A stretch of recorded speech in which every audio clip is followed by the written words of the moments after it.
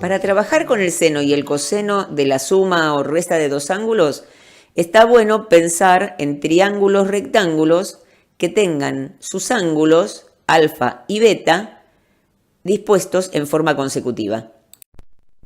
Así podemos decir que el seno de alfa más beta se puede calcular trabajando con el triángulo que tiene a alfa más beta como uno de sus ángulos agudos. El triángulo es AFD y el seno es DF sobre R.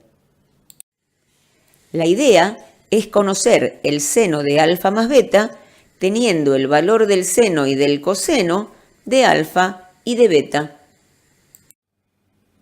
Para relacionar los lados de los triángulos rectángulos utilizados, nos conviene desglosar el cateto opuesto a alfa más beta en dos segmentos congruentes a ciertos otros dos que se vinculen con las relaciones trigonométricas de alfa y de beta. Para ello nos valemos de los lados opuestos del rectángulo ECBF que determinamos ubicando el punto E sobre el lado de F, de modo que EC sea paralelo a AB.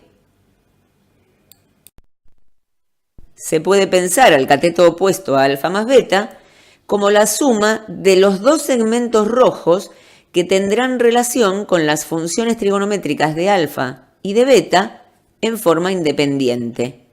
Del mismo modo, el cateto adyacente a alfa más beta será la resta entre otros dos, los segmentos verdes.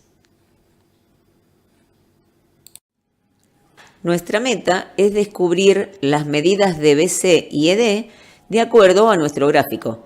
El seno de alfa es el cociente entre la medida de su cateto opuesto y la hipotenusa en el triángulo rosa, relación que nos permite vincular dicha hipotenusa con el coseno de beta del triángulo verde, por ser esta su cateto adyacente.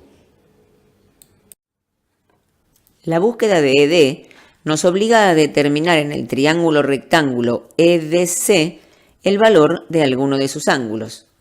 Se ve que los ángulos de doble arco son congruentes por ser opuestos por el vértice, y como son ángulos agudos de dos triángulos rectángulos, AFM y MCD, son complementarios al otro ángulo agudo de dichos triángulos.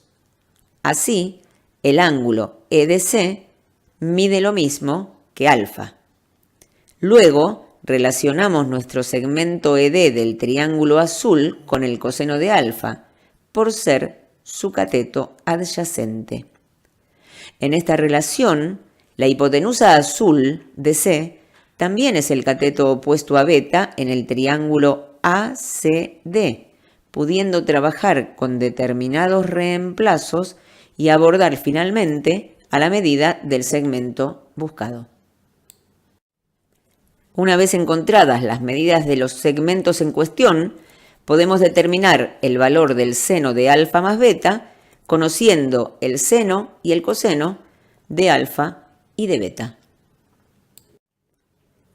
Con la misma metodología, buscamos el valor del segmento AB y luego del segmento EC, obteniendo una fórmula para el coseno de alfa más beta. El coseno de la resta surge de la relación de las funciones trigonométricas de ángulos opuestos.